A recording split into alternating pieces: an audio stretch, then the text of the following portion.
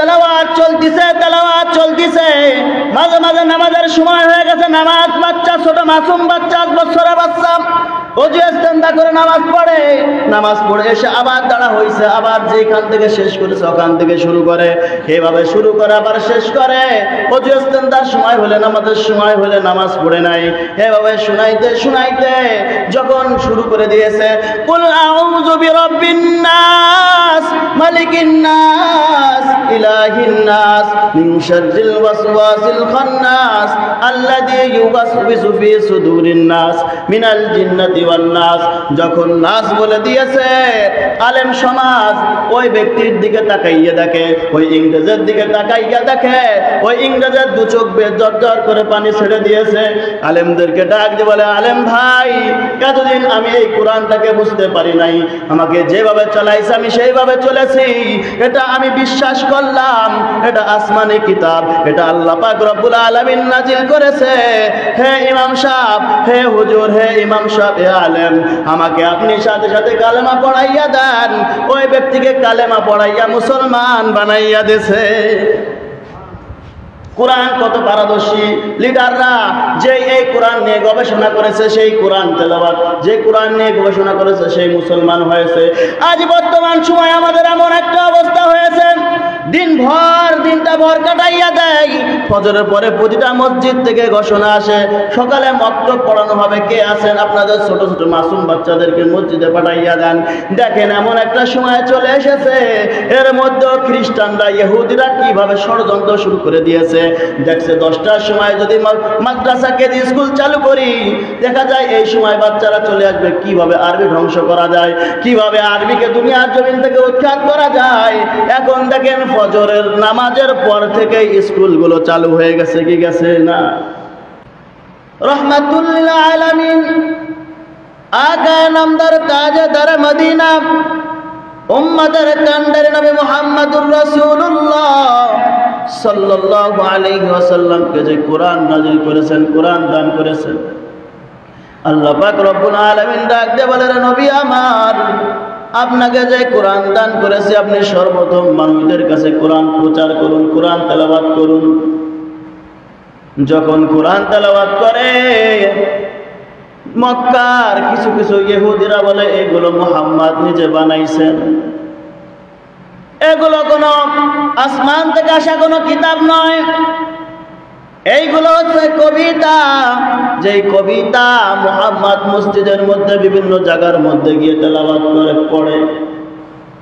কিন্তু এ কথা যখন প্রকাশ করে, যখন নবী মুহাম্মদ মসজিদের মধ্যে গিয়ে কোরআন তেলাওয়াত করে শুরু করে দেয়, বড় বড় কাফেরদের লিডাররা মসজিদের পাশে এসে কোরআন তেলাওয়াত শুনে আর চোখের পানি ছেড়ে দেয়, বলেন না না, এটা তো নবী মুহাম্মাদের কোনো কিতাব নয়, এই কিতাবটা হচ্ছে আসমানি কিতাবই আসলে।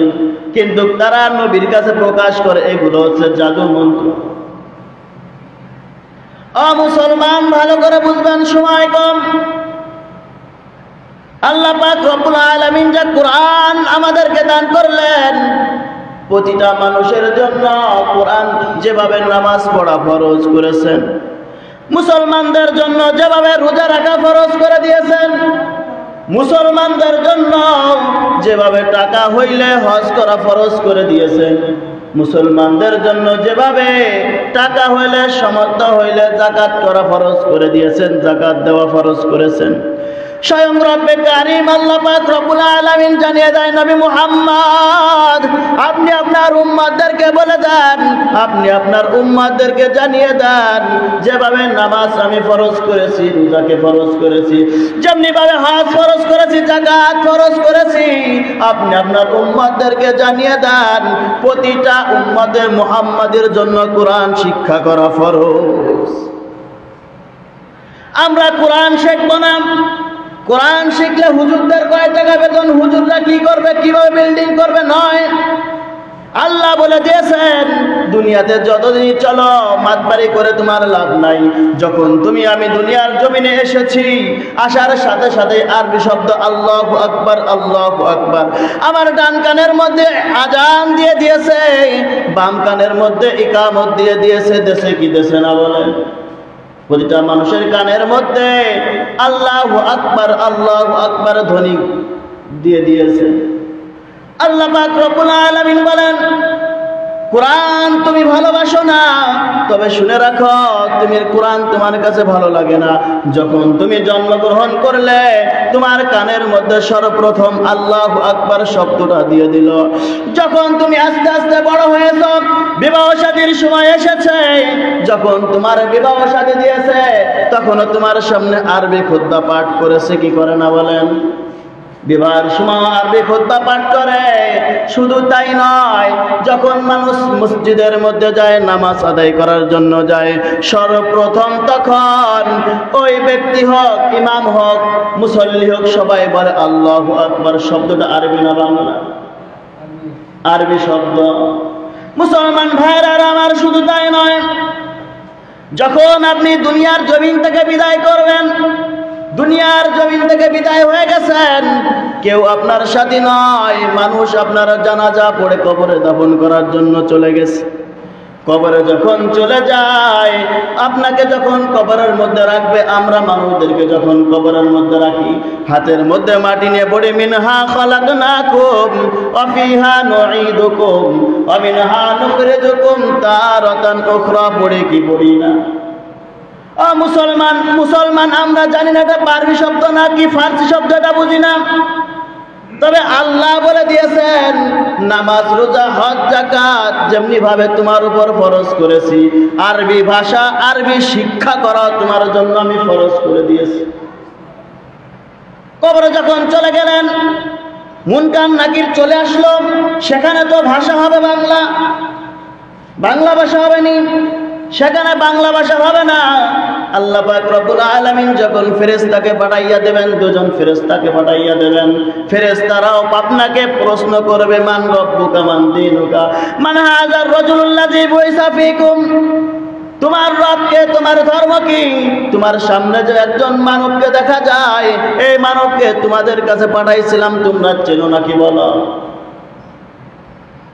দুনিয়ার জমিনে যে আমার কাছে কোরআন ভালো না লাগে, আমার কাছে যদি হাদিস ভালো না লাগে, আমার কাছে যদি মসজিদ ভালো না লাগে, আমার কাছে যদি মাদ্রাসা ভালো না লাগে, আমার কাছে যদি আলেম উলামা ভালো না লাগে, আমার কাছে যদি সঠিক কথাটা ভালো না লাগে, একটা কথা শুনে রাখেন, রাসূল বলেন যে এই কোরআনের দুশমনি করেছে, যে এই হাদিসের দুশমনি করেছে, যে আলেমদের সাথে দুশমনি করেছে, যে ব্যক্তি মসজিদের সাথে দুশমনি করেছে, যে ব্যক্তি মাদ্রাসার সাথে দুশমনি করেছে, কাল কিয়ামতের ময়দানে নয়, কবরে যখন যাবে, কবরে যখন একজন ফেরেশতা যখন প্রশ্ন করবে, তখন ওই ব্যক্তির বোপা হয়ে থাকা ছাড়া কোনো উপায় নাই।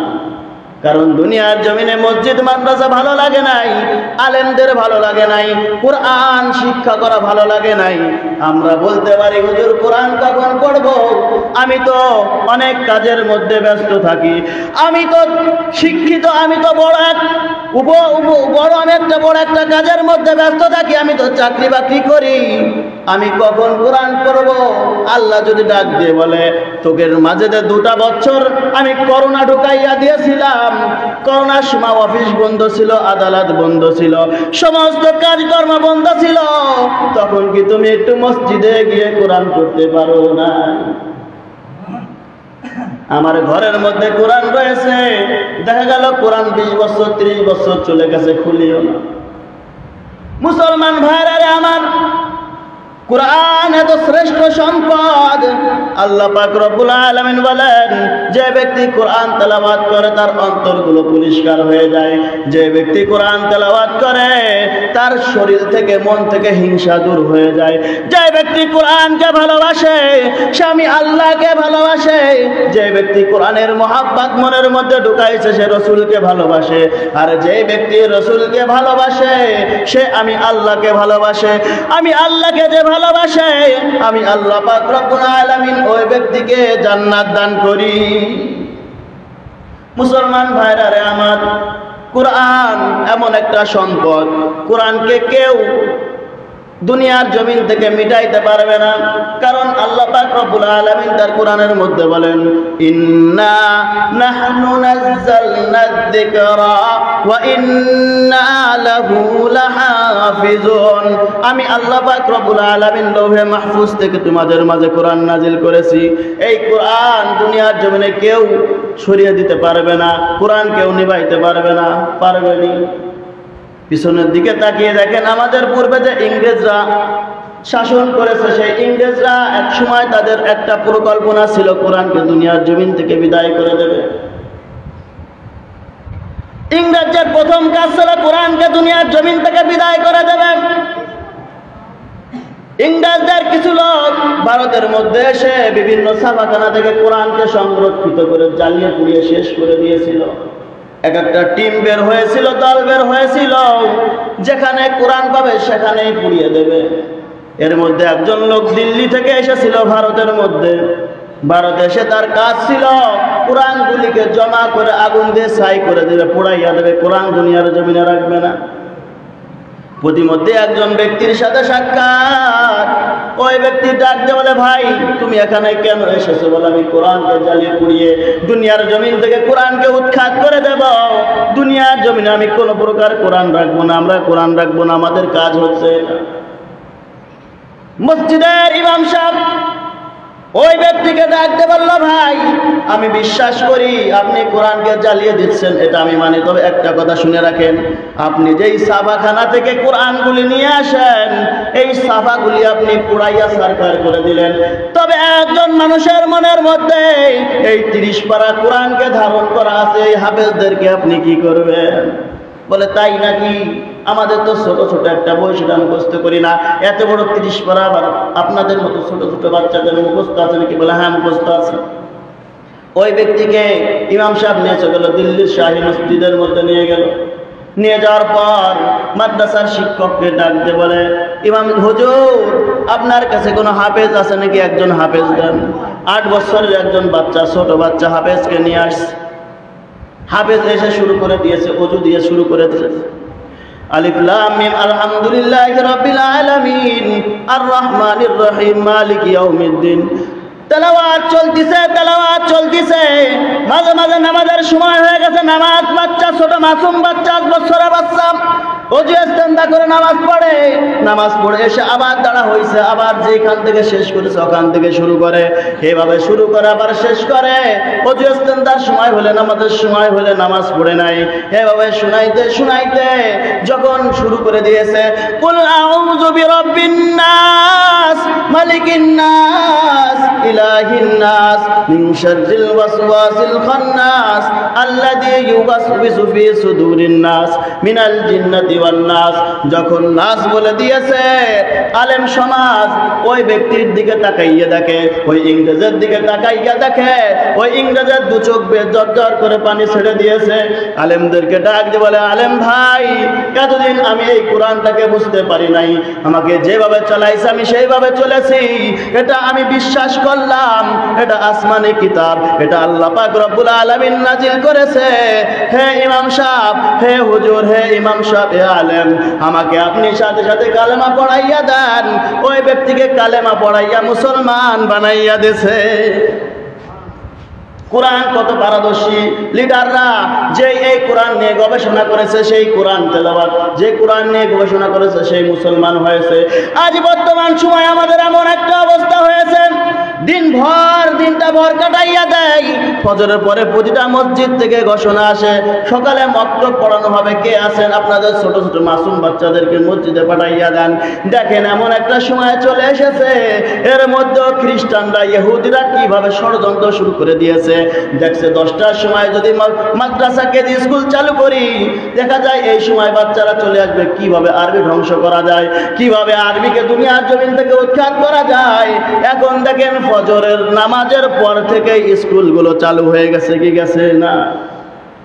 এটা একটা ইংরেজদের, একটা খ্রিস্টানদের একটা চাল। কিভাবে আলেম সমাজ, কিভাবে মাদ্রাসা মসজিদ কমানো যায়, কিভাবে ইসলামের আইন থেকে, ইসলামী লিবাস থেকে ছাত্রদেরকে, মানুষদেরকে সরাইয়া দেওয়া যায়। ও মুসলমান, একটা কথা শুনে রাখেন, আপনি স্কুলে পড়ান, ভার্সিটি পড়ান, কোনো কথা নয়, তবে একটা কথা শুনে রাখেন, আপনার সন্তানকে যদি আপনি একটু কোরআন শিক্ষা সহি শুদ্ধভাবে করাইয়া দিতে পারেন, আপনার সন্তানকে যদি সামান্য কয়েকটা সূরা শুদ্ধভাবে পড়াইয়া দিতে পারেন, জানাজার দোয়া যদি আপনার সন্তানকে আপনি শিখাইয়া দেন, দেখা যাবে স্কুলে যাক বা যাক, আপনার সন্তান চোর হবে না, ডাকাত হবে না, আপনার সন্তান বেনামাজি হবে না, আপনার সন্তান মুখের দাড়িও কাটবে না, আপনার সন্তান সম্পূর্ণ ইসলামী সিলেবাস অনুযায়ী, ইসলামী লেবাস অনুযায়ী জীবনটা পরিচালনা করবে। এর দ্বারা আপনার উপকার কি জানেন? আপনি যখন মৃত্যুবরণ করবেন, আপনার কাছে কালেমা পড়ার জন্য হুজুর মসজিদ থেকে ভাড়া করা লাগবে না। আপনি যখন মৃত্যুবরণ করবেন, আপনার জানাজার জন্য ইমাম ভাড়া করা লাগবে না। আপনার সন্তান কি হয়েছে, কলেজে পড়েছে, কি হয়েছে, ভার্সিটি হয়েছে, সুন্দর লেবাস আছে, মিথ্যা কথা ছেড়ে দিয়েছে, হালাল পথে চলতেছে, সুন্দরভাবে 5 ওয়াক্ত নামাজ পড়তেছে, আপনার সন্তান আপনাকেই জানাজার নামাজ পড়াইয়া কবরের মধ্যে রাখবে। কথা বলেন ঠিক কিনা? ও মুসলমান, দুনিয়ার জমিন সামান্য কিছুদিনের জন্য আমাদেরকে পাঠাইলো। এই সময় যদি আমরা এভাবে চলি, যদি নিজের জিন্দেগিটা শেষ করে দেই রে মুসলমান, কাল কিয়ামতের ময়দানে আল্লাহর সামনে কি নিয়ে দাঁড়াবো বলে ভাই? এজন্য ভাই আপনাদের কাছে একটা অনুরোধ, আপনাদের সন্তানগুলো একটু মাদ্রাসায় পড়ান, একটু মসজিদে, একটু মাদ্রাসায় পড়ান, কিছু আরবি শিক্ষা করান।